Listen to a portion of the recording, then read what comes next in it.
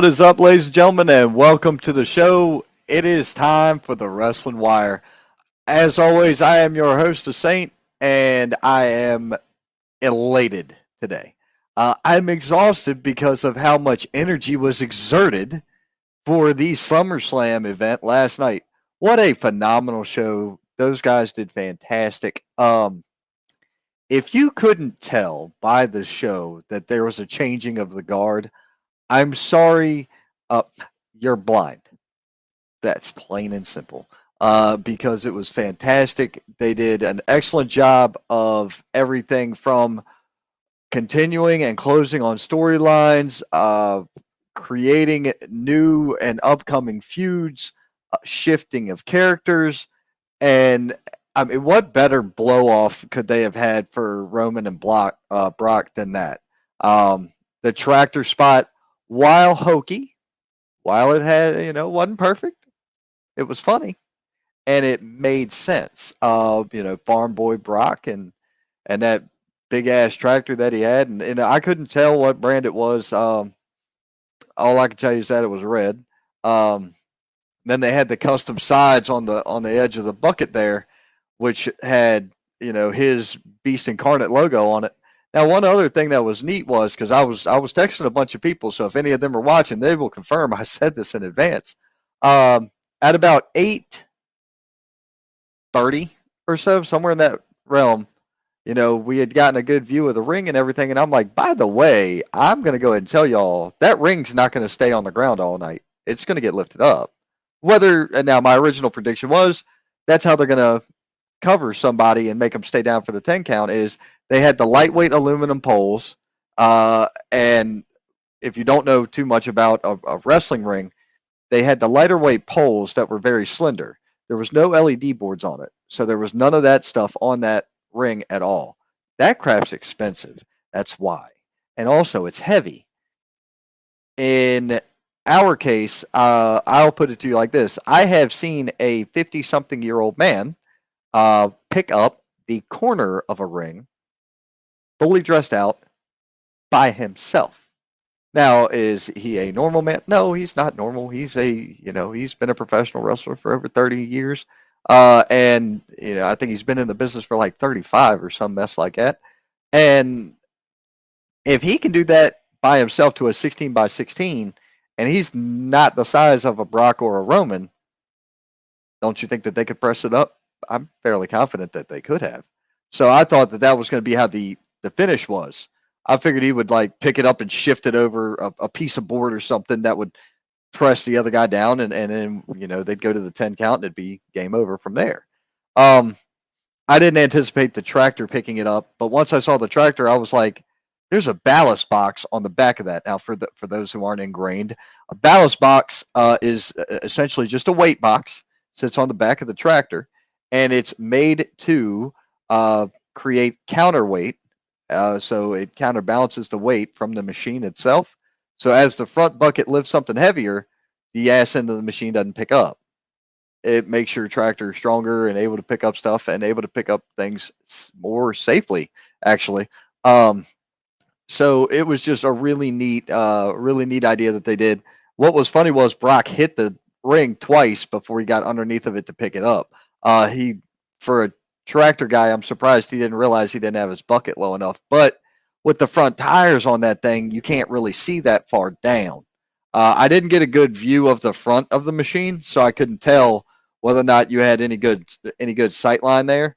But in my estimation, I just don't think he could see where the bucket was, and that is horrifying. Driving the machine with the bucket up is dumb. That's like rule breaker number one for anybody in safety or anybody that's run a machine. I never do that. That is the goofiest thing ever. But overall, man, when you look at the entire event, it was fantastic.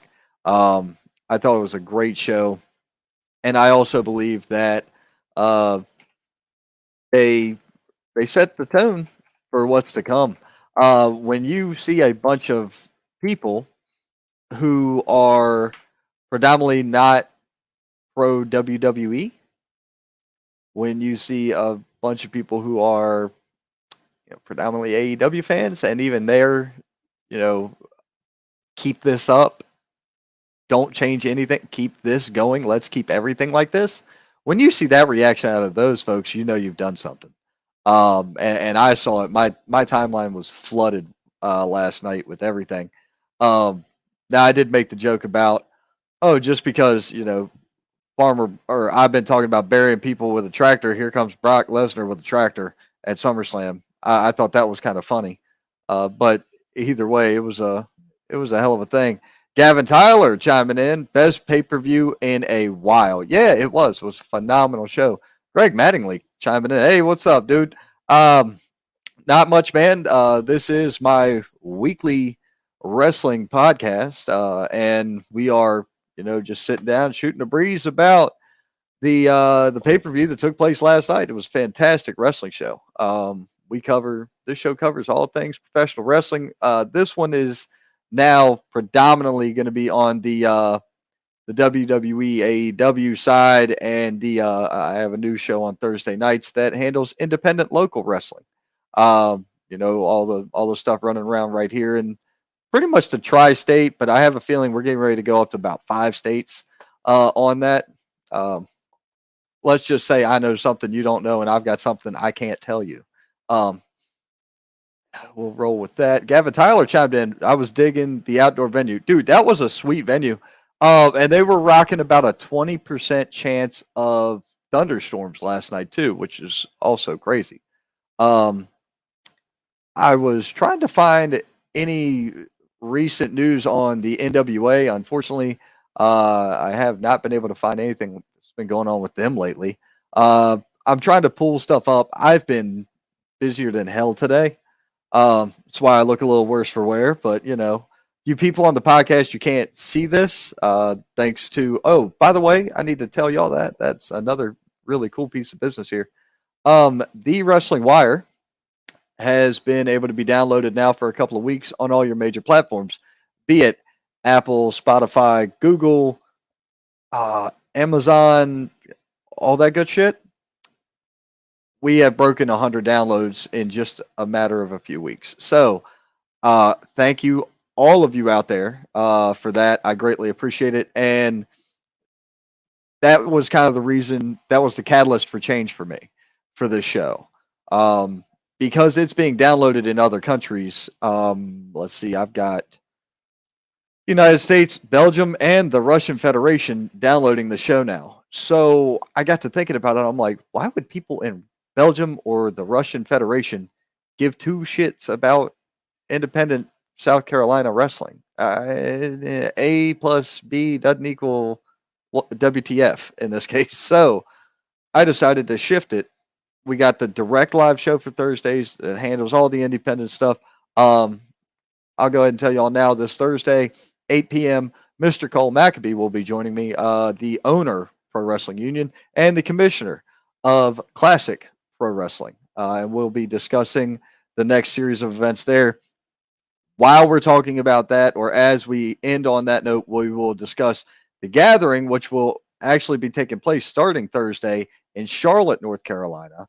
That's on the 4th, 5th, 6th, and 7th. Then on the 7th, we will be at Pro Wrestling Savage, also in Charlotte, North Carolina. But, like I say, we're going to talk about those on Thursday.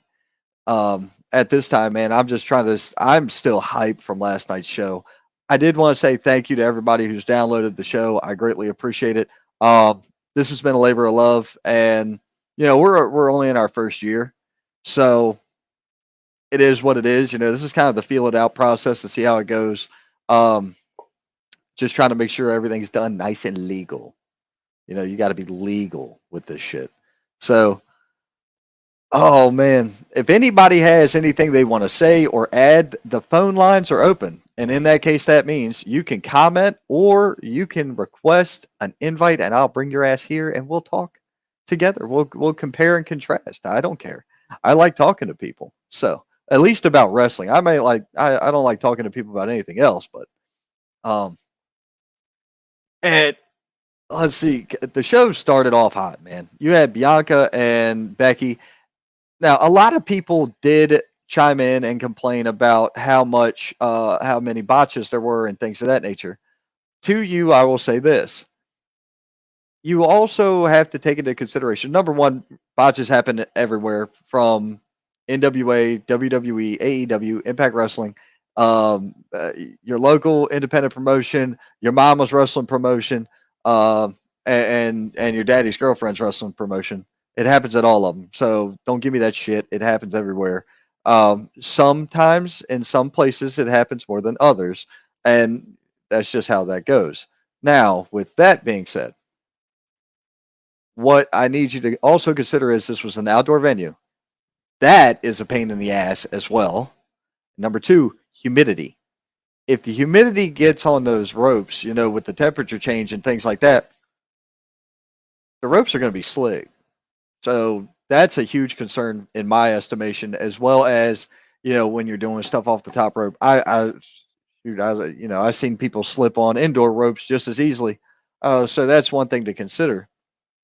And then also working in that high of heat, um, man, you can get overheated. You can sweat too much, and stuff moves become harder to perform under those conditions. You can get gassed really quickly when you're working outside.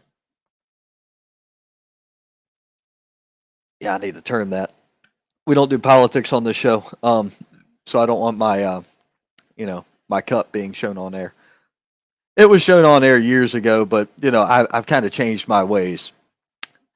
Not how I feel about anything, just about how I spread my information. So, um, but yeah, man, it's awesome. It was such a great show. Bianca and Becky did a great job. Then you had Bailey, Dakota Kai, and Io Shirai, which they're now calling her Io Sky, which is cool. I dig the name. She's been gone a minute. But yeah, to everybody saying, "Oh, she's got one foot out the door." Yeah, and we all got one foot in the fucking grave. What's your point? Money talks here, guys. People can say what they want, but this is a business. Wrestling is a business. If you don't treat it as a business, you're messing up. If you don't know about business, you're messing up. And if you can't distinguish personal from professional, it's not professional wrestling. It's not personal wrestling at all. It's professional wrestling. So let's keep it professional and keep wrestling going. Um, that's just me. Hmm.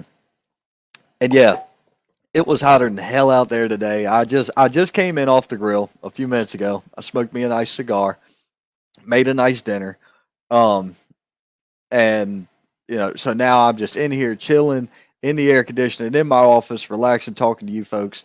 Um, the other thing I noticed last night, which I thought was neat, and I don't know if I tweeted it out last night or not. You can check my Twitter. I don't remember anything.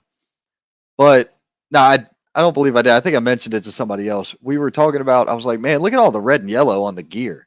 They said, yeah, well, it's the SummerSlam colors. I said, it's also Hulk Hogan's colors and Randy Macho Man Savage's colors. I thought there was a little bit of a throwback or possible allusion to them coming in. Now, as we go through the card, we will obviously, talk more about it. Um, the kicker for tonight, man, is that we've got two different things going on tonight, both of which I want to watch, and I know I'm not going to be able to watch both at the same time. But what was crazy was you had the how do I want to word that? We had Logan Paul last night, right? And we did not know how this was going to go. I had no idea. I thought he did well at Mania, in a tag match. Um, when he came out last night and just absolutely stunted, he stunted everywhere last night. It was so good, and I can't begin to tell you that like I'm down with him being signed. I the guy's got a good look. He's got a hell of a personality, and he can work. You could tell he can work. You could tell who he's training with. Everything looked good. in his match. That frog splash from the top to the table was perfect. I so because they showed the replay so many times. I'm sitting there with my son. My son is 6 years old, and he was like, "That guy in the yellow is awesome." I'm like, "Yeah, he is awesome." And I said, "Watch his knees." So when you saw him hit that frog splash with the full extension, right? If you notice, his knees landed on top of the table. I said, "Son, at the amount of speed he had and the momentum behind it, and the angle at which he was moving, he would have broke his leg if he hadn't have made it on top of that damn thing." And he goes, "Oh wow, that would have hurt." I'm like, "Yeah, of course it would have hurt." Um, he my son is starting to come around to wrestling. He's got a local favorite here in the Carolinas that if that guy's on the card and I'm there, he's like, "Oh, I'm going, Dad. I'm going. We're going to go see Duck Guy." That's what he calls him. So that should give everybody enough of a hint as to who I'm talking about. Um, and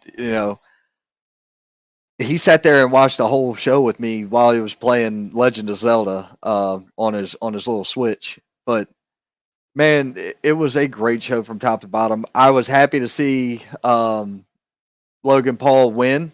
I was surprised he won, but I was fine with it. It made sense. It worked. It it's not going to hurt the Miz to lose to a guy who's a professional boxer or has done professional boxing, MMA, whatever. It's not going to hurt the Miz at all because the Miz is one of your go tos. He's another Dolph Ziggler. You can throw him in the main event at any point in time, and he's going to be just fine. You're not going to hurt him. Um, oh, here we go. Here's a great comment. Scott Larson from the hashtag Truth. Botches are part of every show. I agree. And weather and some other outside things get to the best wrestler. Things out of their control. Exactly, man. Scott, by the way, that invite is also extended to you. If you want to step on in here and you want to talk about the show, my brother, you could be my guest. I got no problem. Um, let's see here, because we need to talk positive things after the week 10 days that we've had.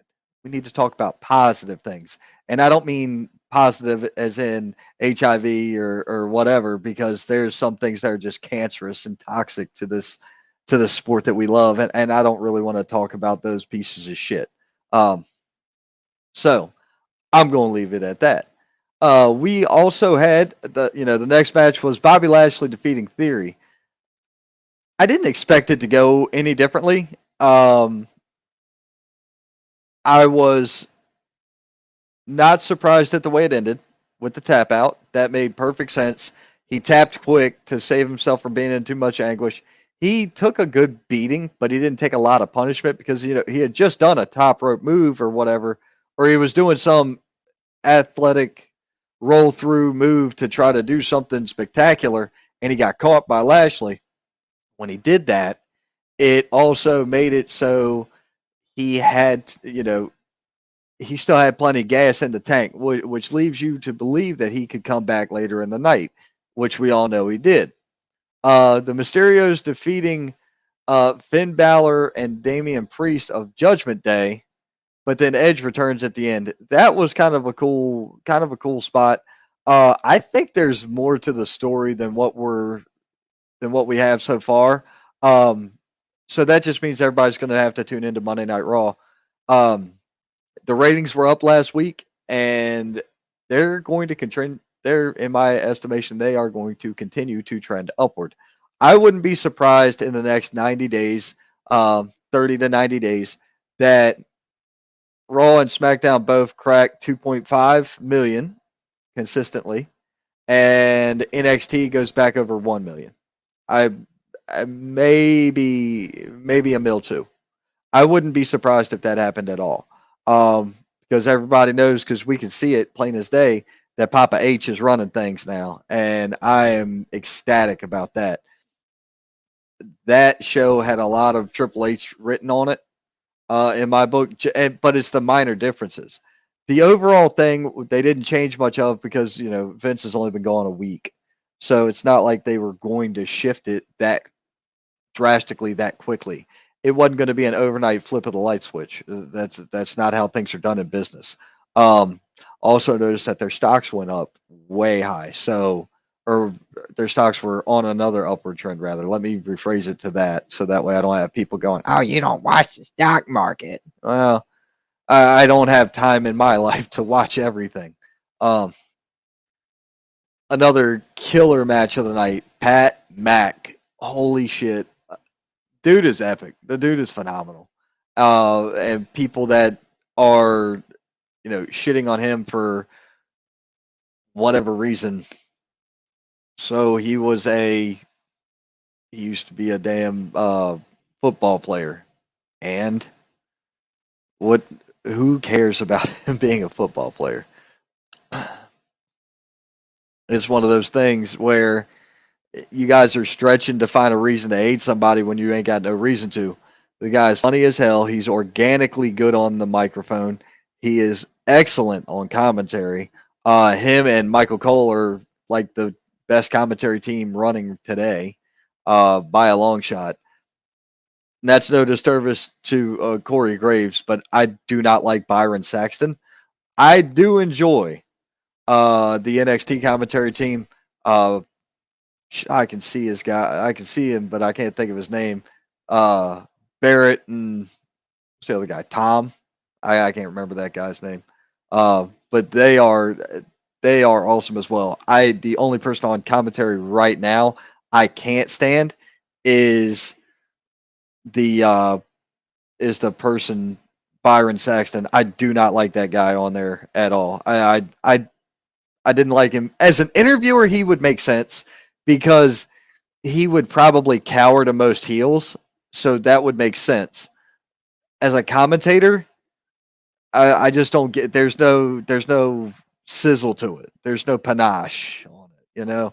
Um, Comment from a new viewer here, Nicole Marie. He's funny, but how it ended is what's got people tight. Yeah, that low blow. I like that. The way that they were trying to make it turnabout's fair play, right, Nicole? So your boy just got hit in the nuts a week ago. And now he got his payback and he got the W off of it. And as far as the Panama Sunrise, big deal. He did that. If he did that as a gig at Adam Cole, I'm okay with it because imitation is the greatest form of flattery, and he didn't do a bad job. It actually, in my book, I like the way it looked because he had his feet and ankles hooked under um, Baron Corbin's arms, so it made it look way, just tight and snug. While Corbin, had to throw a lot of that snap into it. In my book, it looked great. Um, yes, but regardless, amazing match. Exactly, Nicole. I agree with you. Thomas Scott, what's up, my brother? Man, speaking of the guy I just mentioned that's in his 50s who picked up the corner of the ring, I'll give you an idea. That one. It was him. Um, so that's why I was saying about the lightweight ring posts, uh, and them not having those LED boards. I really believe that it could have been done where Brock or Roman could have probably pressed that Joker up and used it to put their opponent down for the count. Um, I'll get to another spot in that match that I did not like at all. I thought it was stupid, but I'll get to that when I get there. And it actually wasn't even a spot. It was somebody not involved in the match. Kylan Disney says, bring back Nigel McGuinness to the commentary table. I agree. I think very highly of Nigel. He's an excellent worker. He was great on commentary. Actually, I mean, we could get rid of him. We could get rid of Byron and put him in, or you could, if I had my choice, man, I'd bring back Mauro Ronaldo and call it a day. I'm a huge Mauro fan. Um, I probably spelled it wrong. More than likely you did, but you know what? We're not judging you. This isn't a grammar contest, man. It's professional wrestling. That's like trying to watch a promoter count. 1, 2, 7, 9, 14. I got 150 in here.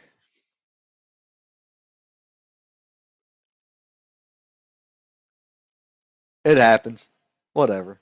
Um, yeah, this ain't a spelling contest or a counting contest. Um, let's see here. The chemistry was good. Old Jr. and Jerry Lawler. I agree. I like their commentary as well, but I mean, just in my estimation, man, I prefer I prefer out of the new age, especially current commentary teams running. I got to go with Michael Cole and Pat McAfee. Yeah, I'm not throwing shade at anybody though. I'm just being a smartass. Um, let's see here. The Usos defeated the Street Profits to retain the undisputed titles. I'm not ready for the Profits to break up, but I don't see what the point is to have them lose the match so many times to try to get to the end. Um,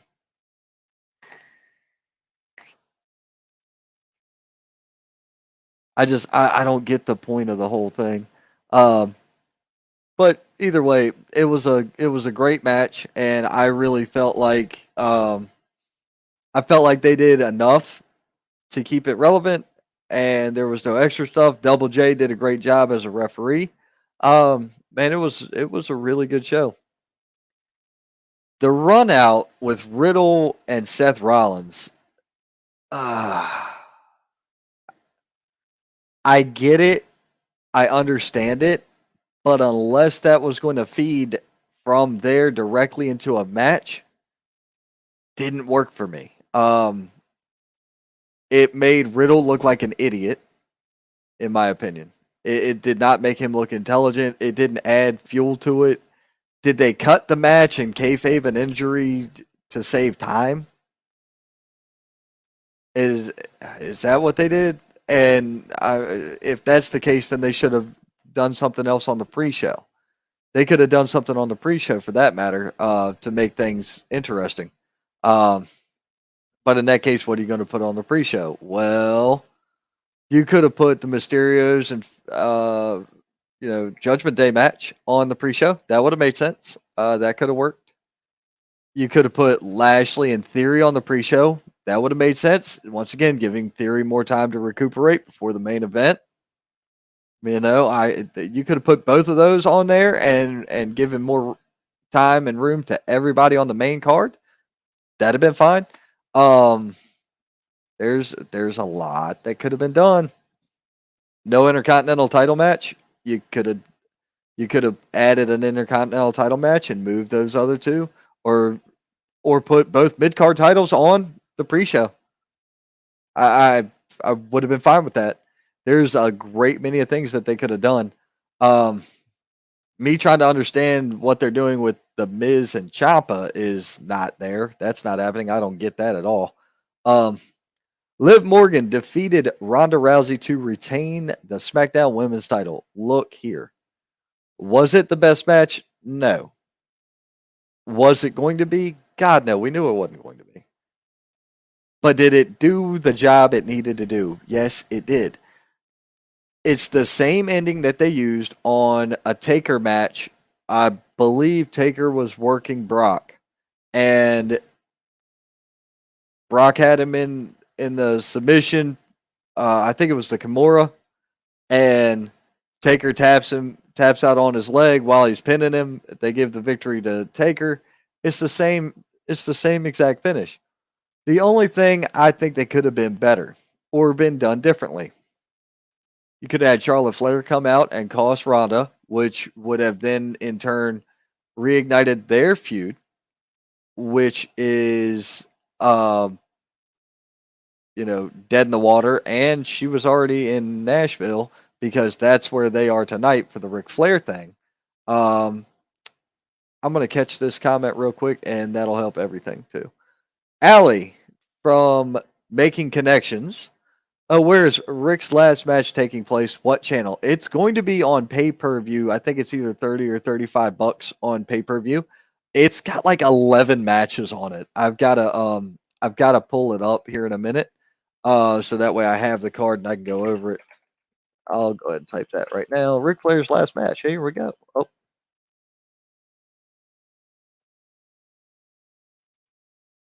Ric Flair's last match. There it is. Hit the wrong button. But yeah, it's going to be able to be streamed. I believe it's going to be on Fight TV. Not 100% sure. Uh, Starcast is where that is. Let's see here. Kylan chimed in. Every 7 years, the same spot match finish gets used. Oh, it's possible. Oh, Allie, thank you very much. Of course, it's no problem.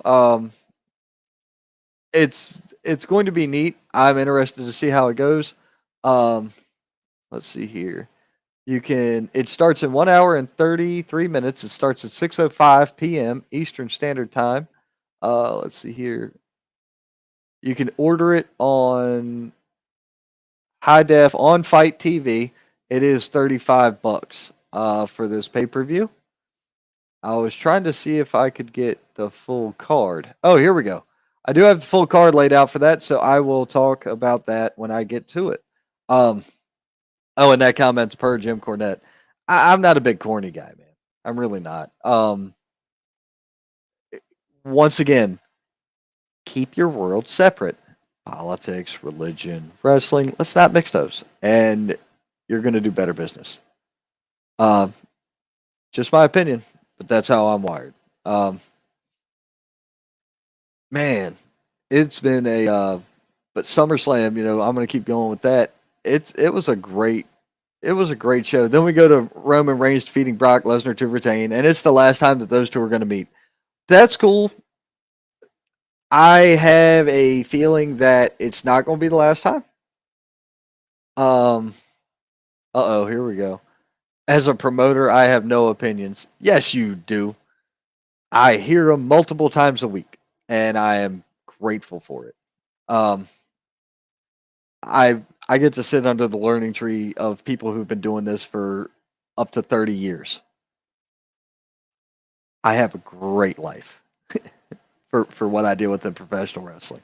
Um, Not every day do I wake up feeling like going to professional wrestling. Hence the case Saturday. I didn't go anywhere, but as a whole, every event I get to go work is another day in paradise for me. Um, the the overall match for this was fantastic. Um, the ring or the bucket on the tractor being up and over the top rope scared the hell out of me the entire night. It really did. Two reasons. Number one, hydraulics on heavy equipment can fail, which caused the bucket to drop. Drops too quick, breaks the ring, drops too quick, hits somebody, and that bucket will crush you. It's metal. It doesn't give a shit about you. It will crush you. It will kill you. It will hurt you. Whatever. No, no ifs, ands, buts about it. It's not a toy. The other thing is, I was thinking, what if somebody got ran into it? It's not going to give. That's probably a 4,500 pound machine, give or take a grand or two. Um, I'm not 100% sure. I know my machine's like 2,000 pounds or somewhere in that range, and it's way freaking smaller than that. Um, that was a pretty good sized tractor, probably 45 or so horsepower. That was a big machine in my book. Um, if I had to put a price tag on it, anywhere from 40, 75,000, somewhere in there, from 40 grand and up, easy, for something that size, especially trimmed out the way it was with the larger front tires. Most tractors don't have front tires that big. Um, that's a special machine for a special reason. What it is, I'm not sure. It actually reminded me more of a loader than it did a tractor, but by proxy of the way it was laid out, obviously it was a tractor. Um, Now, the part that pissed me off during the main event was after the finish. Um, One of the camera guys ran under the ring while the tractor's holding it up. I'm like, you fucking idiot! That's that type of shit that makes me irritated over something stupid. I'm a big safety guy. I am a big safety guy. Um, I thought that it would look better, and they had to use the bucket to hold someone down for the 10 count. Right. So they did that with the Rock and McFoley when they used the forklift with the pallet to cover the guy. They did that years and years ago. I thought about it too. I was my original prediction, and I'll send you the screenshot, man. I predicted that Joker at 8 something last night. Hell, I'll send it to you right now while I'm sitting here on this podcast, and I'll read it verbatim. I predicted last night how this would go down, and I said I said exactly, and this occurred at 8:16 p.m. So it was 8:16. I made this determination. Hear me out and hear me now. The match gets ended because the 10 count can't be met. Someone lifts the corner of the ring up and puts it on their opponent. That was my original prediction. I said, I just saw Thomas Scott, who's in his 50s, pick up the corner of a fully dressed out ring. I'm betting money Brock or Roman could do it. They used the thin post. It's got a wide rubber base on the bottom of that metal plate of metal. That's how they sit. Those metal poles sit on a wide base, and on the bottom of that wide base, they are either pre-rubberized or they're sitting on top of a piece of rubber. That's what keeps them from moving so much. In my opinion, if the plate of metal on that thing is 2 foot wide or so, 2 foot broad, and you set it down on somebody, yeah, it's going to hurt like shit, but it's going to hold them there long enough to where you could safely get that done. I thought that that's what they were going to do. That was my exact prediction, and like I said, I just sent it straight to Thomas, so I knew damn well he saw it. It's got the timestamp and all for my prediction because I was that certain of it. Um, but it was still cool the way they did it. You know, burying them under shit. That's the Big Show finish right there. They did the same thing with the Big Show years ago. I want to say it was Big Show and Sheamus, maybe. I'm not 100% sure, but I think I'm right with that. Big Show and Sheamus. Um, Once again, open invite. Anybody want to talk about SummerSlam? You shoot me a direct message, and it's on like Donkey Kong up in here. Um, but either way, I'm excited for Monday. I don't believe that they have released any information about Monday yet. So here's hopeful that we get a little tidbit coming up that'll tell us kind of what's going on there. Um, because it's tonight, I'm going to go ahead and talk about the Ric Flair's last match thing because I feel like it's going to be a cool little it's going to be a cool deal. I think they got like 11 matches on the card, and realistically, I don't care about any of them, but I think it'll be fun to see.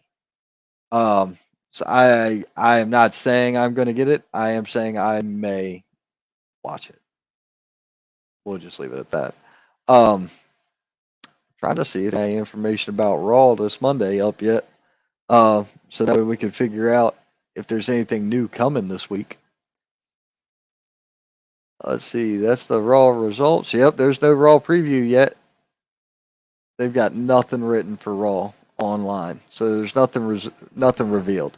So all that tells me is they're keeping it under wraps. They're trying to let everything from last night unfold. They're letting tonight happen because, in my book, Papa H running the show, Charlotte's going to be there and Charlotte's going to walk Rick to the ring for his last match. I believe that is apropos. I think that's good business. You had Jeff Jarrett do that. They even made a remark about him wrestling in North Carolina or in Tennessee, and it's going to be fantastic. Oh, we've got a comment about Ric Flair's last match. Really excited about Ricky and Kerry Morton wrestling Brian Pillman Jr. and Brock Anderson tonight at Ric Flair's last match with Robert Gibson in the Morton's corner and Arn Anderson in Brock and Pillman's corner. That that's awesome. I am really excited. I think that's going to be a great match too. That's another one of those things where you feel like, while I do feel like Ricky's Ricky's going to be the crafty vet in the whole thing because he is. I really feel like that has the ability to be a really good match. So I do want to see it, even if it's just for that one. But as far as Ric Flair's last match. Here, I'm going to tell you the card. Um, you've got the Von Erichs versus the Briscoe. It's Marshall and Ross, Von Erich, and Dim Boys. That is going to be a really good match. I do like Dim Boys. I'm not a big Von Erichs fan. The one young lady that wrestles out of the Von Erichs family is very impressive. But other than that, I've been kind of meh on them for the last several years.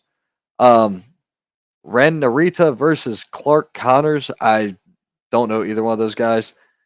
One match I am definitely looking forward to on this card: Killer Cross with Scarlett Bordeaux versus Harry Smith. I think that's going to be a banger. That has all the ability to be a slugfest. Both of those guys are big, brutal dudes. They are both technically gifted as well. I think it's going to be excellent. Um, Impact Knockouts Championship. Or no, oh no, it's not for the champion. It's just her. It's Impact Knockouts champion Jordan Grace versus Rachel Ellering, another quality competitor, as well as Deonna Purrazzo. I think that's going to be a pretty good match. Now, the Impact World Title will be defended tonight, though. Josh Alexander, Impact's World Champion, will go up against Jacob Fatu. That's going to be a really good match. I am going to have to watch this. Well, now, guys, we do have a time limit on today's show because I'm going to be getting out of here at 6 o'clock. So I have 5 minutes to prep, and then I'll go do the damn thing.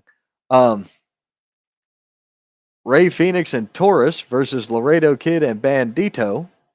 I think that's going to be your flippy guy throwaway match for the night. I'm not a big fan of that type of work.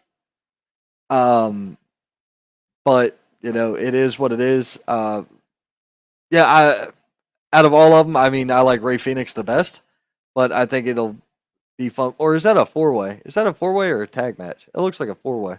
I think that's a fatal 4-way. So I guess that'll be fun, but it's gonna be your flippy shit throwaway match for the night. You got to have one on every card, apparently. Then we're gonna get the Wolves, which is Davey Richards and Eddie Edwards versus the Motor City Machine Guns. I think that's going to be an epic match as well.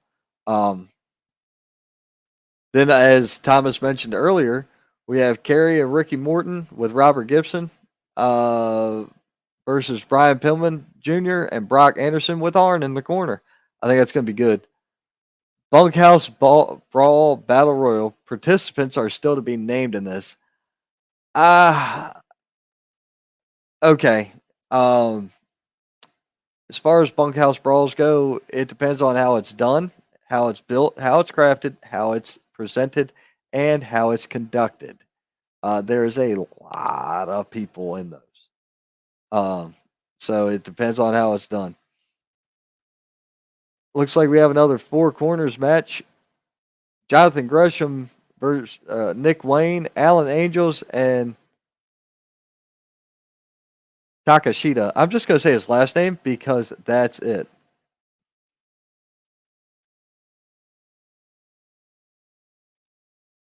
Mr. Bishop, I have paid you good money. All right, let me help you real quick. I'm going to read Mr. Bishop's comment and then I'm going to say something. Okay? Dennis Santa. Keyword on the word Santa Bishop. I'd like to know when everybody's going to understand wrestling's made up from the start. It's all about the money. Save your money. Watch it all on TV. It's all an act. Brother, I've paid you to be Santa Claus. And you're going to tell me that wrestling's fake. Give me a break, bud.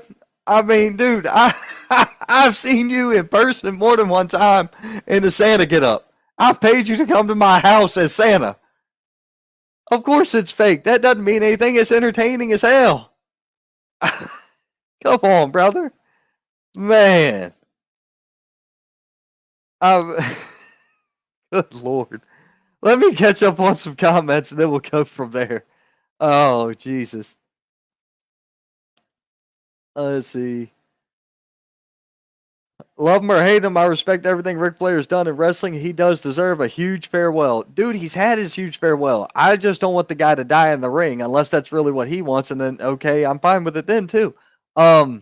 I want whatever everybody wants for themselves. That's a okay with me. I don't care.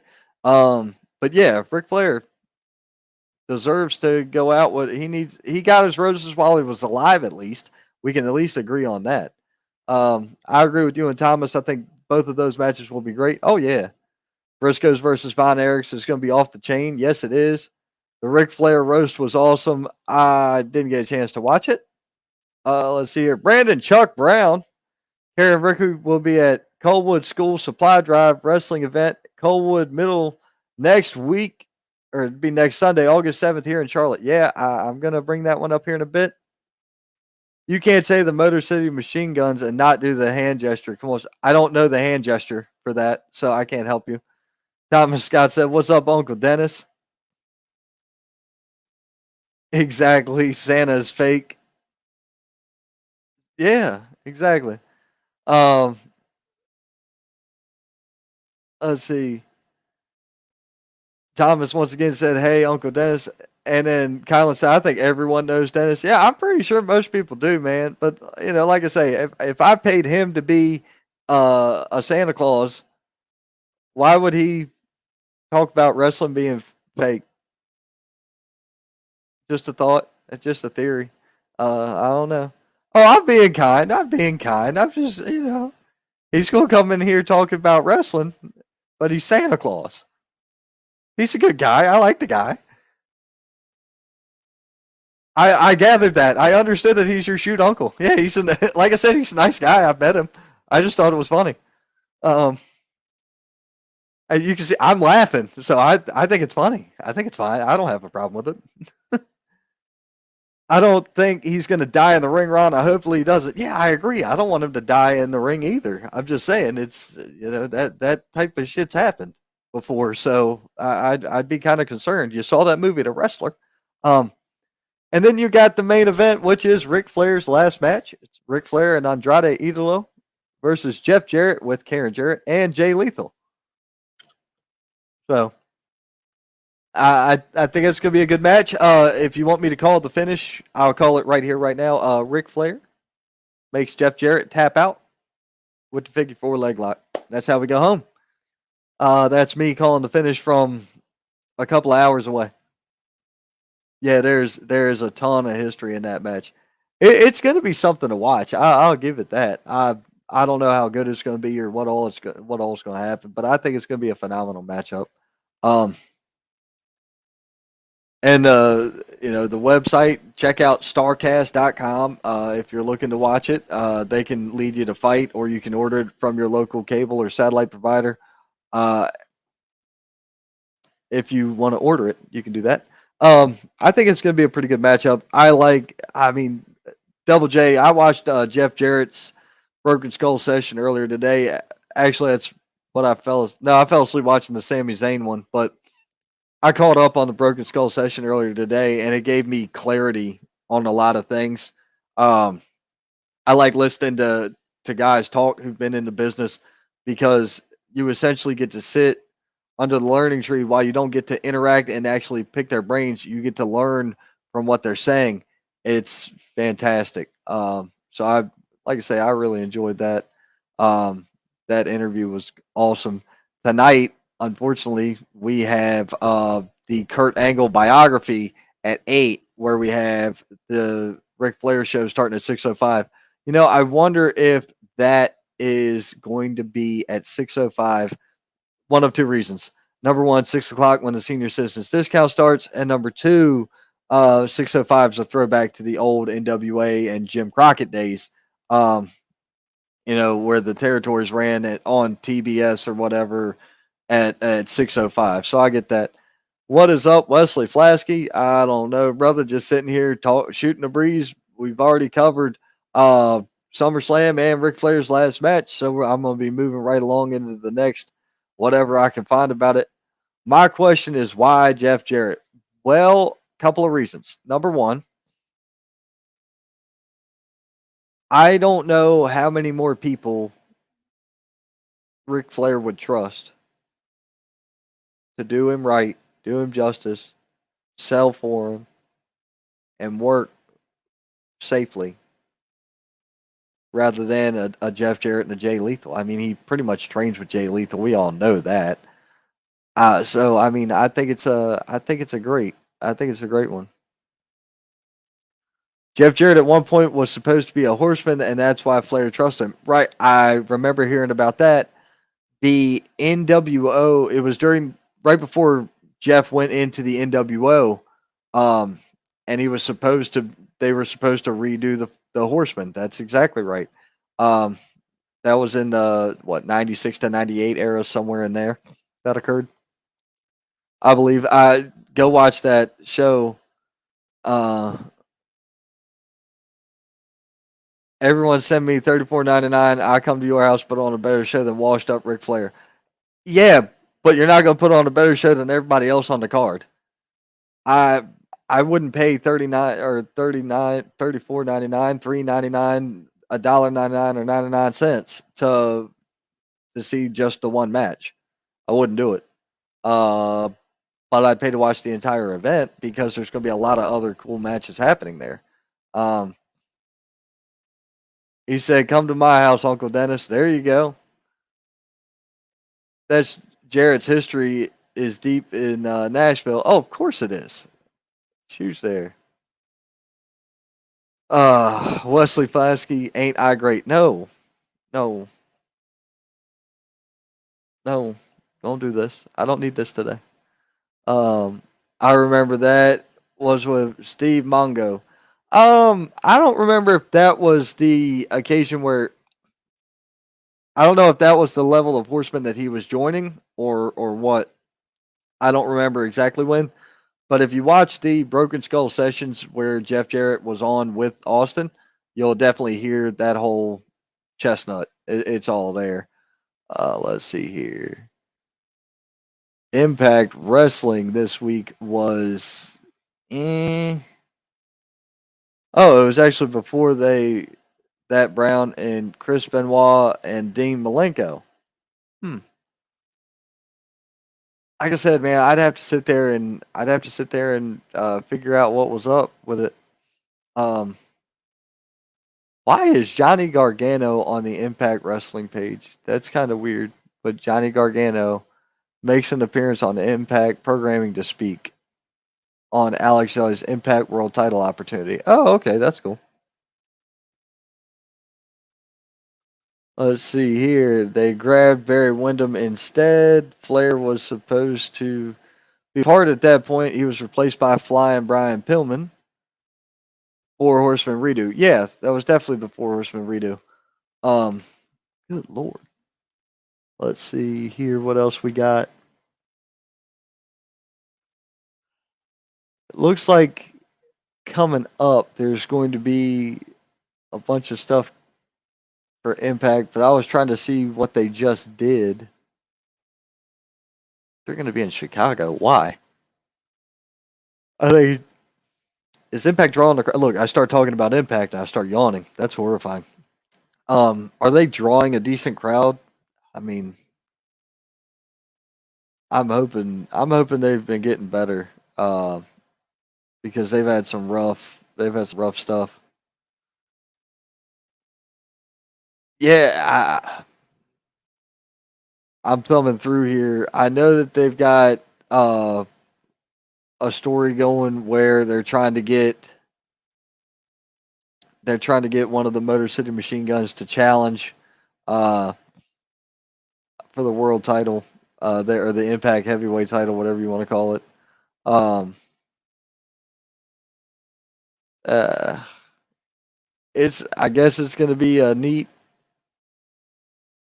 exchange there, but overall, man, Impact this last week didn't have much to do about nothing. At least for me. Uh, I don't even know who half those people were. I watched it very loosely. I'm sitting there with the kids trying to watch it, but they need to figure out what they're. They need to really like hone it in for what they're doing. Let's see here. Wesley said it's a great time to be a wrestling fan. Hell yeah, man! Of course it is. Thomas Scott said, I don't think any of the bigger organizations are drawing to the capacity that they should. Well, I don't know, man. There was what 78,000 each day for Mania. There was 48,000 last night at SummerSlam. I don't know, man. They're drawing pretty good. Is every show a sellout? No, but they're not going to be. And this, ladies and gentlemen, this is interesting. Wesley Flasky says Impact need to put their square circle straight instead of an octagon. Bro, they ain't used a six-sided ring in a while. They're not wrestling in an octagon. It was six sides. The octagon's eight, but that beyond that point, they haven't used that thing in quite a while. They've been switched to the four corners. Um, I don't ask me when. I don't remember. But that also is a thing. Um, I think a six-sided ring actually gave them an edge because no one else was doing it. Hey, that's another great point. Um, Six-sided ring would be awesome.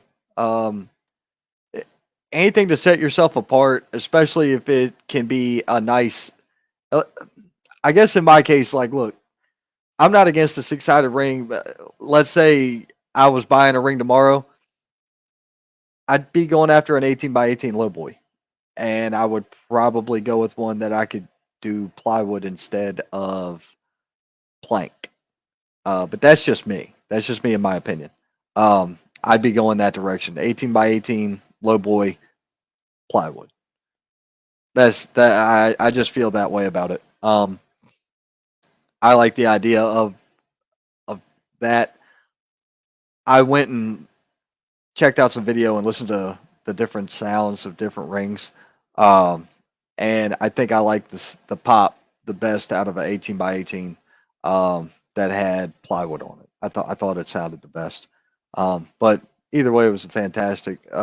Either way, the six sided ring, that would be cool. An octagon ring would be awesome because then if you're a promoter that only runs once a month and you have an octagon, you could rent it out to MMA and have a different map for them. Money.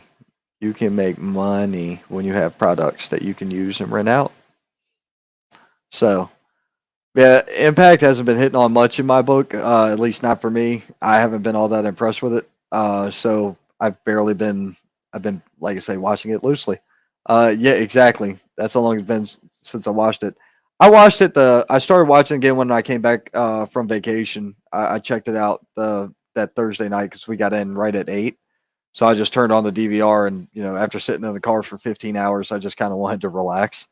Um, but yeah, the NWA itself hasn't been doing all that much in general.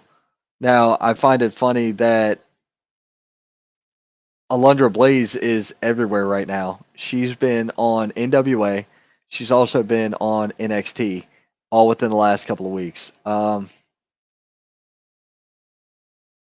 Let's see here. I'm really beginning to like Control Your Narrative better than anyone. I need to check out some more of their work, but I had the opportunity to speak with Braden Marshall, who's involved in CYN, and we sat down, smoked a cigar, along with a bunch of other people, and we were all having conversations. But Braden and I were sitting near each other, so him and I were kind of talking off on our own anyway. And very, very good conversation. CYN's got a lot of stuff going on. How impactful are they going to be in time? I don't know, but can they make something out of this? Of course they can. Yeah, realistically, judging by some of the shows that we've seen, you can definitely make chicken salad out of chicken shit. Um, I believe that wholeheartedly. Um, but yeah, you know, I'm hopeful that NWA gets a TV deal. I really feel like that's what's holding them up. And I understand that Billy Corgan's not after a TV deal, and he says you don't need it. I don't agree with him. I don't agree with him at all. Matter of fact, I will say that I believe that a TV deal is how you're going to be able to pull the most viewers in, which will be on television. You can also sell advertisement spots, and as your popularity grows, your advertising dollars go up as well. A TV deal could be quite lucrative for them. They just need to find a channel that's willing to pay them. Um, don't do what Sinclair did with ROH and completely drop the ball on that because that's all they did. Let's see here. Oh, let's see here. Have you checked out NWA USA yet? No, I have not. I've been following it more. Um, I talk with Gary Horn, who's the guy who runs This Is NWA podcast. He's also involved in their company somehow. I don't know what all he does. He does stuff for NWA. Have been in talks with him for over a year at this point, I think. Um, Nice dude, and I used to listen to the podcast when it was current back when NWA Power first launched. I loved the product. I thought it was great. I just also believe that they need to have a TV deal. Um, See here, I believe it's NWA had a TV deal. We would be talking about the top three. Oh yeah, I agree. I agree with that entirely. To be fair, to be fair, Billy Corgan could buy Impact out and shift it into that. He could buy that from whatever company owns it. Anthem, I think it is. Anthem owns that. Um, he could buy it from them and rebase it in Nashville, but buy their TV IP property and off to the races they go. That would be what I would do if I was them. NWA USA is full of Carolina talent like Colby Carino, Gustavo, just to name a few. Yeah, Caprice Coleman too, right? Pretty sure Caprice has been on there. I'm gonna have to check into that, man. I'm gonna want to see that because I like those guys anyway. I got to meet Colby, talk to him for a few minutes. He took a picture with my kid. 'Cause my little girl loves wrestling too. Um, and like she doesn't, they don't get it. They don't get it yet. They don't get how cool it is. Um, but she's had a moment where she was sitting down with me and I was watching AEW and JD Drake came on TV and I said, "Hey girl, look." She was like, "I just saw him in Union." But yeah, it's awesome, isn't it? She goes, "You know TV stars?" That's the I mean, ought to be, to be a young innocent kid again, right? And that's that right there is like one of the main reasons I love being involved in professional wrestling, man, because you get that reaction, you get to live it through them too, your kids. Um, and as if they love it, it makes more stuff to bond over. It's really good time. Um, let's see here, but yeah, I'm gonna have to check into the NWA thing. Oh yeah, I completely skipped that other company. Whoops, my bad. But then again, most people do skip them anyway. At least when it comes on TV. Well, a little tongue-in-cheek joke there. Uh, don't get mad, by the way. I just like to poke fun. It's for all intents and purposes, um, you got a bunch of people out there who love to throw shade at everything WWE does, and oh my God, it's dying, and Vince is gone, and this, and you don't bring up your ratings at all when you talk about the other company. Like, give me a break. Um, I did watch Rampage. I don't recall whether I watched it real time or not, and then I watched Dynamite earlier this week. So it seems that it's calming down a little bit. It's not as hyper as it was. By that I mean it's more like it's way less chaotic than it had been. There was there's bits and pieces where you can see the excess running in and the guys they don't have planned for just kind of thrown into a random monotonous match, but it happens. Um, my whole thing is this: if you're gonna pay them, use them.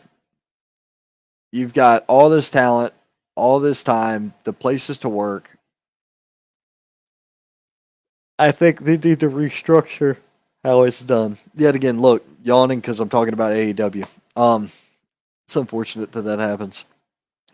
I believe that they need to switch it to, if they're going to just run Dynamite and Rampage on the road, then make that 3 hours one event. So you would have Dynamite, put an intermission at halftime, and then an intermission after the main event to set up for Rampage, 3 hours, and you're out. And that gives your paying audience 3 hours to blow off steam, and they're not dead at the end of 5 hours. The 5 hour show, I know WWE does a lot of them, and yet they're painful because they're long as shit, and you got to deal with it.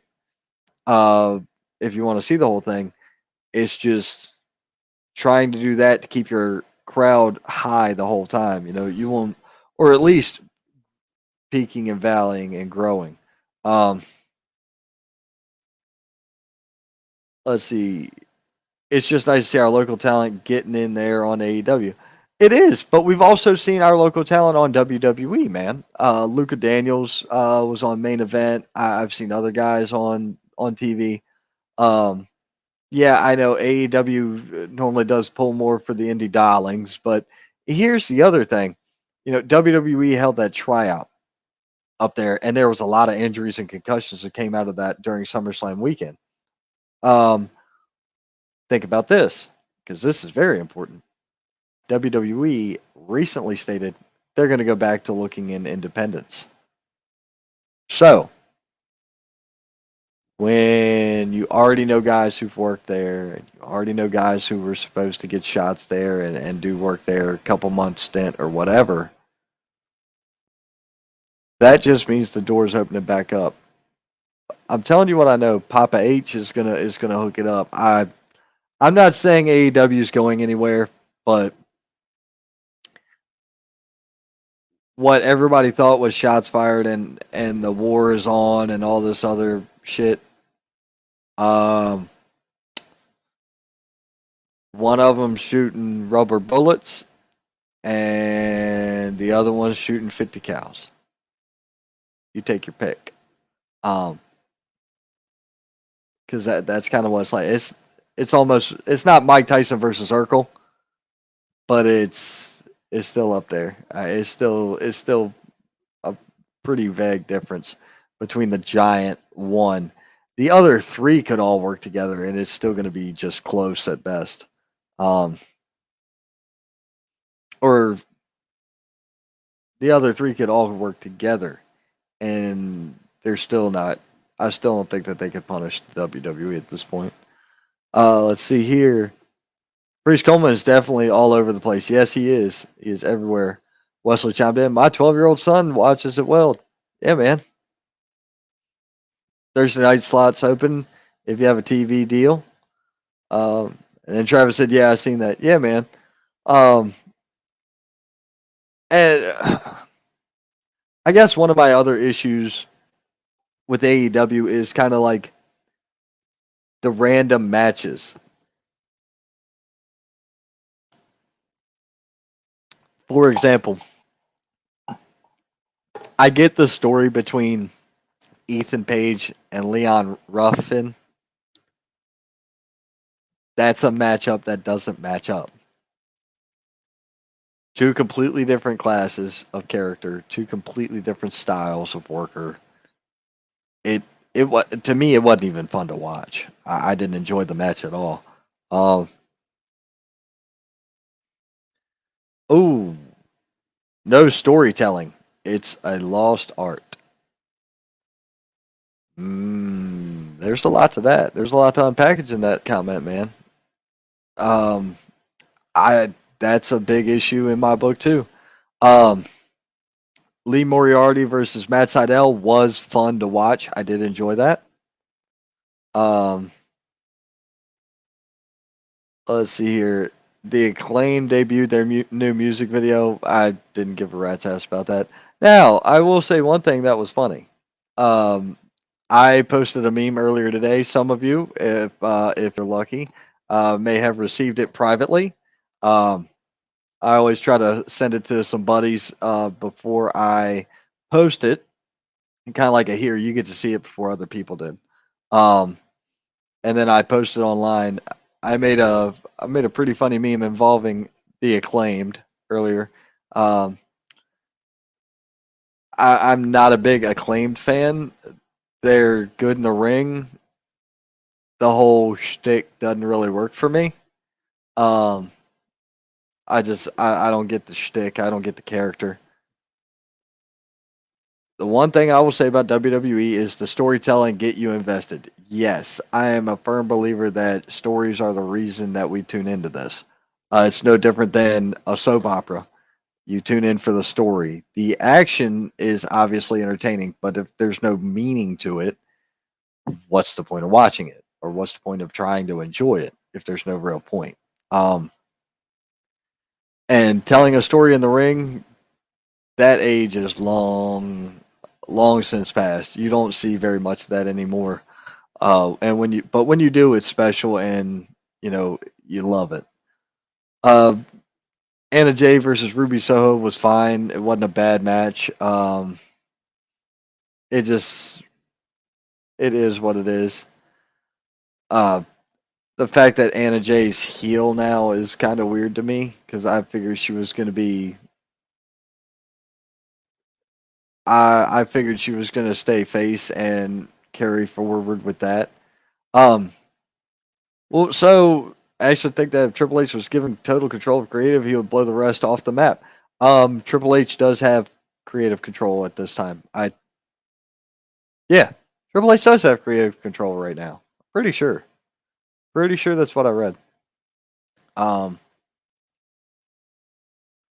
but yeah, and then AEW earlier this week, nothing stood out. I mean, you had the match. The opening match was what Mox versus Roosh. The problem with where we are on the interim title thing is, nobody's going to drop the strap on for the interim strap because the long game is going to be Punk. Now, if they did make it to where Jericho took the belt from Mox, we already know that Punk and Jericho um, are a classic rivalry, and I can't if they get to go again, I'm going to be happy because their last series of matches in WWE were fantastic. And anybody who doesn't see that, you need your eyes checked because their SummerSlam match was fan fucking tastic. Um, I not totally Bruce Pritchard still has say so. I could have swore I read differently, Thomas, but I will have to investigate further into that. And hell, I mean, you could probably send somebody. Hell, why don't you hit up Bruce and ask him? Um, I'm sure you got old Brucey's number in there somewhere. It's in one of your Rolodexes, right? Just call Bruce, ask him what's up. Let's see here. Random question: what is WWE doing with Tommaso Ciampa? Besides pissing me off, I don't know. Tommaso Ciampa is one of my favorite current active wrestlers. Um, Kevin Owens is also on that list. Let's see here. I like Wheeler Yuta versus Jericho. Yeah, that's got some legs. Let's see here. I have a few. Well, make some phone calls and see what you can find out. I think it'd be awesome to know that for legitimate. But I could have swore that it was stated Triple H is there. I could have swore Triple H was running it entirely. So if Tripp's running it, why wouldn't you do something with Ciampa because that's his boy? Well, the other storyline was already in play, so you can't just stop one storyline to go with another because you didn't like it. You worked your way into it. You got to work your way out to get into something else. I mean, That's development. If you just drop storylines randomly, then you're looking like AEW, who does that too. They may finish most of theirs, but for the most part, a lot of their stuff is just on, off, on, off. Case in point, Jungle Boy, Luchasaurus, and Christian Cage. On, off, up, down, left, right, back right, start. Oh God. Um, I'm sure I forgot to select in there at some point, but either way.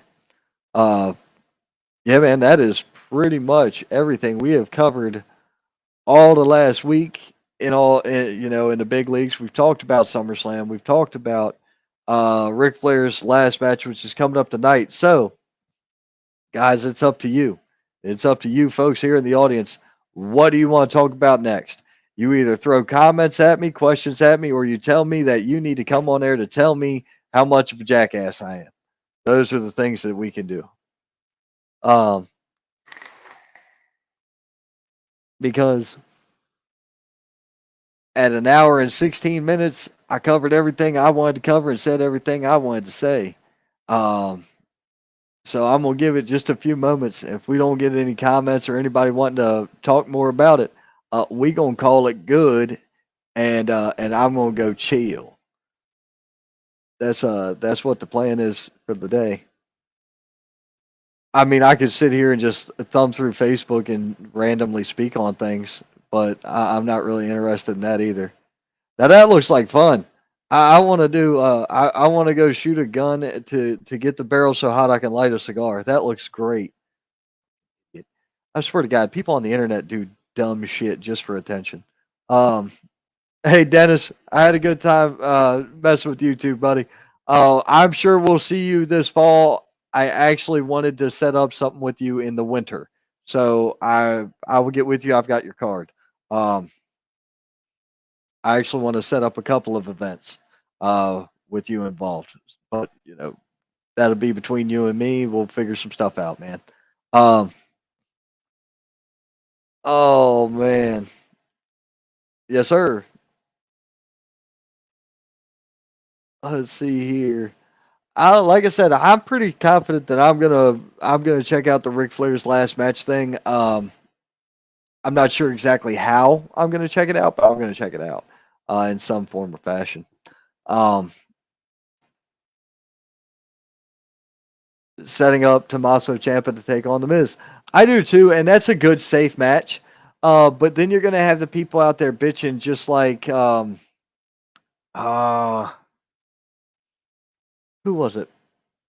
They were just bitching about Corbin. I've heard people complaining that they're not happy with Corbin's booking. Well, Corbin's Corbin. Lone Wolf Corbin, awesome. I liked the character. Sad Corbin was funny. Happy Corbin was lame as fuck. And then now we're in this lucky jerk off type of thing. I'm just not into it. Um, but to be fair, I do think Corbin is better than what they're giving him. I if you wanted me to put Corbin somewhere where I think he'd make some headway, Corbin versus Lashley, U.S. title. I'm down with that. I'm not a big fan of where having him challenge for the IC title right now. I would rather see him going after the U.S. title. Also, if they built it to where um, the Monday Night Raw and the Friday Night SmackDown U.S. and Intercontinental titles were the main points of those shows, whereas the main point of your pay per view was your heavyweight title, and that was really the main times you saw it. I'd be down with that too. Um, who's promoting the Ric Flair thing? It looks to be David Crockett Promotions. I'm trying to zoom it. No, it is under Jim Crockett Promotions presents. So it is Jim Crockett Promotions. Um, they're doing that. Let's see here. The roast of Ric Flair was 17. Ric Flair's last match pay per view 35, and then Starcast 5 with the last match and the roast was 100. Yeah, no. Too much money, not enough sustenance in my book. Um, Drew McIntyre. I don't want to see Drew and Corbin again. I'm done with that. I'm done with that. It's old. I hope they figure out something with Baron Corbin. They're wasting his talent, but things may change soon. Like I said, dude, I'm predicting 60 to 90 days. You're going to see both Raw and SmackDown cracking 2 million, if not two and a quarter, 2.5 million viewers. Just if last night was any indication, or it's going over 2 million on both shows. And NXT is going to go back up to a mil. 60 to 90 days, respectfully. I'll be polite and go ahead and give it that. So it's kind of NWA. Yeah, it is. It's Jim Cockett promotion, but I think it's his son, like David or something, doing it. I'm not don't quote me because I don't remember everything. Let's see here. We're pretty much slap out of comments too. I've been able to keep up with you guys tonight, which isn't something I can do all the time. Oh man. But either way, I'm really excited for this coming week. And what? Hi. What? Hi. Bye. Are you saying bye? Hi. Bye. Why? No. No. Hi. No. You are. I'm not. Um. There you go. Um. Oh, you did that to try to throw comments out there. Oh, it's his brother David promoting it under Jim Crockett. Okay. I'm about to say I thought Jim was dead. I could be dead wrong there, but I thought he was. The Rock and Roll Express. Jesus. You're a broken record, my friend.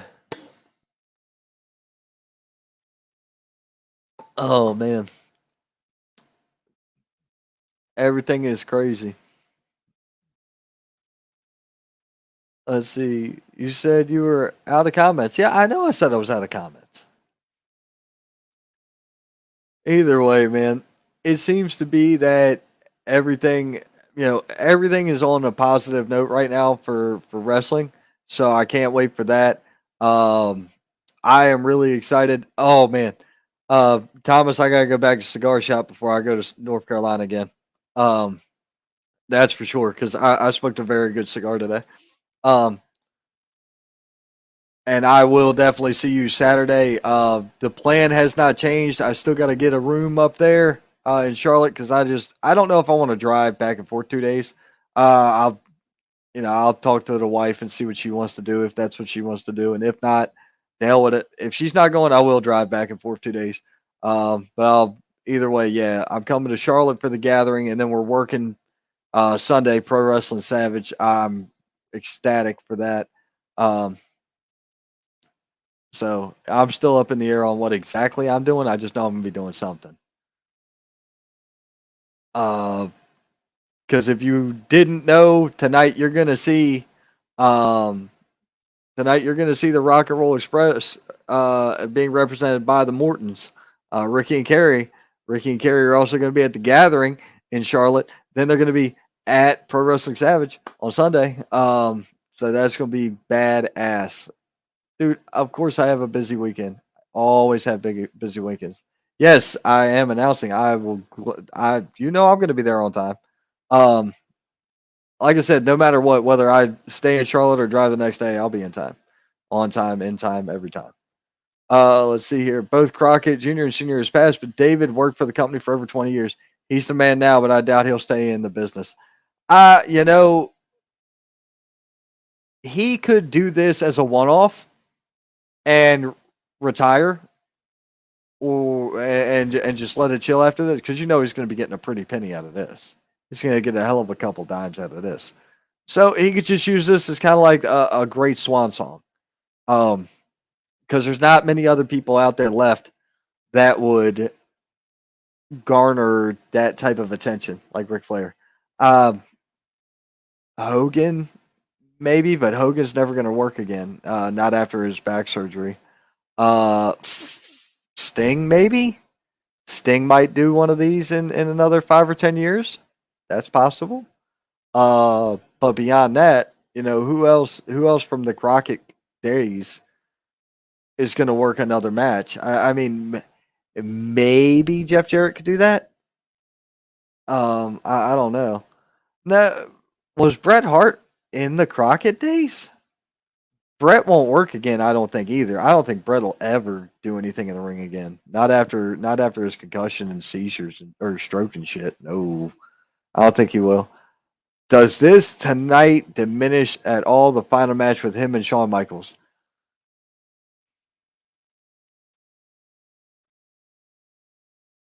Yes and no. I'm going to say yes and no. And the reason I say that is there's been a long period of time between that. Um, yeah, that was a very good question. There's been a great period of time between that match and this match. That's been like damn 10 years or so. It's been a long time since that match happened. Um, I don't know, but then again, I mean, Shawn Michaels retired, came back, and going again since then. I don't know. It can, it can't. It could it? Of course it could. Anything can hurt something in the past, but it's in the past. It can't hurt you now. Um, it's rough, man. That's a great question. I asked a very very good question the other day on another podcast. I don't remember if it was the Peaches and Power Bombs or it was the tailgate party, but either way, I asked a question of Miss Tina Miller. If you guys haven't checked her show out or checked her out, you're mistaken because it's awesome. What what I said was, is there a direct correlation? Do you believe that there's a direct correlation between the style of wrestling of AEW, its workers, and the amount of injuries sustained on their program? I'm asking you, my audience, that because you guys watch the product just like I do. And I want to know what you think. I want to know if you think the same way I think. I think that there is. I believe wholeheartedly that the style that they work shortens careers and has more injuries. I understand it ain't ballet, this is professional wrestling. But I also believe in protecting yourself and your opponent for longevity. I don't want to be a cripple by the time I'm 50, and I am lucky, I'm not one now in my 30s. So when when all is said and done, Thomas was a professional wrestler. He's been in this business for 30 years. He could easily tell me if he thinks the style of AEW poses a threat to the well-being of the wrestlers. Is the pace that they work too out there, the style that they work too outlandish, and do you think that can result in more injuries or more frequency of injuries like they're having right now? You had the whole undisputed elite on the shelf. You have Kenny out. You had Punk out. You had this one out. You had that one out. It's like there's no way that should be happening. To me, it's just too much. And Thomas also mentioned Bret Hart. Could be one of those guys who could pull it. But I don't remember Bret Hart. Was Bret Hart in the Crockett regime? Like, was he part of Crockett Promotions when they were running? I don't know. Um, I don't think anybody can do it to this capacity. Man, I'm with you. I don't believe anybody else could pull this off the way that they are with Ric Flair. Um, and obviously, yeah, it was his son-in-law, Conrad, who convinced him of that. All right, and we have our first answer. Yes, they're all about the hot spot and not so much about the storytelling. A lot of carelessness, and it's obscene. Wow. That's a hell of a point. I mean, I that's where I agree with you on that 100% because I feel like if they had more storytelling and less flashy lights, they'd be better off for the long term. Bret Hart was always from Stu's dungeon right into the WWF. He never went down south until Monday Night Wars, I'm pretty sure. Okay. Well, see, I don't know if he worked for AWA, USWA, or any of those other companies. I know he worked for Stampede, but I didn't know he went straight from Stampede to Vince. He was a jobber in the Carolinas and Georgia early in his career. So yes, Brett worked for the Crockett's briefly. Okay, Harry, cool. I didn't know. I mean, yeah, I mentioned Stampede before wrestling in WWF. Yeah, I remember that because Stampede was a huge topic of conversation when it came to the Hearts.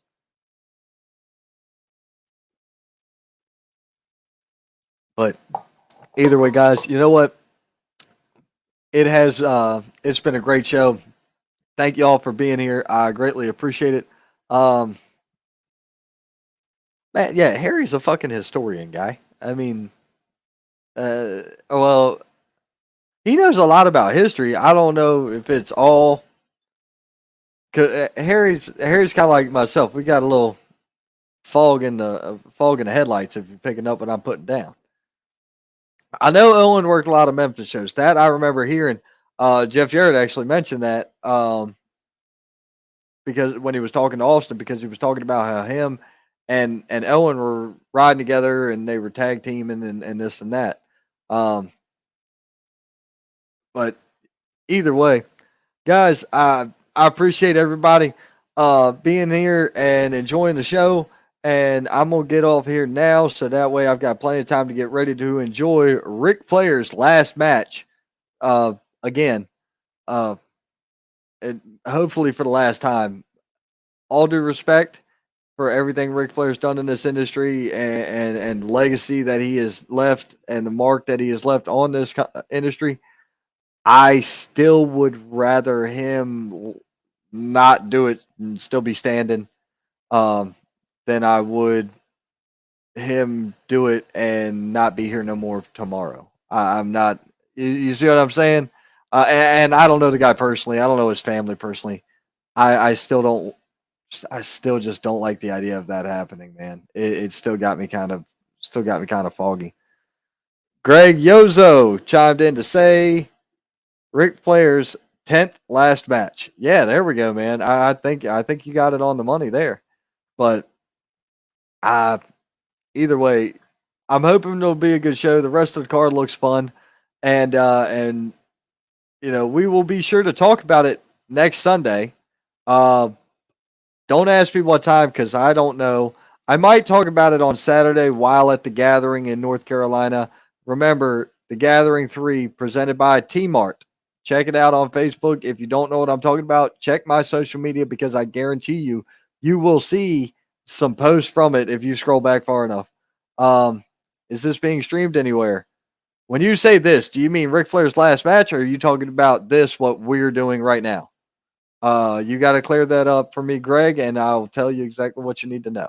Um, but be sure to check out my socials so you can find all the details for the gathering.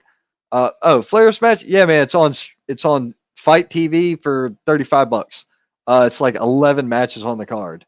We're about to end the show, and if you skip to about the 20-minute mark on the live, you'll be able to catch the whole thing. I laid out the whole card already, so you can check it there, or you can just hit the computer and type out Flair's last match. It'll instantly take you to the fight. Oh, go to Starcast. Starcast will have it too. Um, they've got all the details there. You'll be able to catch it all. Um, but either way, man, we're gonna go ahead and end it on a high note because it's been a great show. We're sitting right at an hour and 35 minutes, which is fantastic. And I hate to leave with a crowded room of people, but it is what it is. So guys, I greatly appreciate y'all tuning in. Thank you very much. Be sure you catch me next weekend. Don't know if it's going to be Saturday or Sunday or both. On time, off time, anytime, every time, all the time. I'm always here and always doing something. I believe I might be having something coming on live Tuesday night. Keep your eye on the socials, you'll find out. Thursday for shit sure, we will have another Thursday night independent spotlight uh, being shown here on Facebook Live, Twitter, Twitch, and YouTube. Be sure you hit the download button on Apple Podcasts for the Wrestling Wire, hit that subscribe so that way you get them automatically. Um, Shirts will be announced very soon. We're finalizing the design. Online store and on-site purchasing will be available. If I'm at a show, you can get my gear at one. That's how we're going to do it. It's not going to be this thing where you got to order it and wait. Hell to the no. You come right to the show and, you come see me. Hell, I'll sign the bitch. I'll take a picture with you. I don't care. But we'll have a great time. So, guys, once again, I appreciate it. It's been real. It's been fun. And hell, it's even been real fun. We will catch you next time. Thank you very much. Thus proclaimed, the Saint.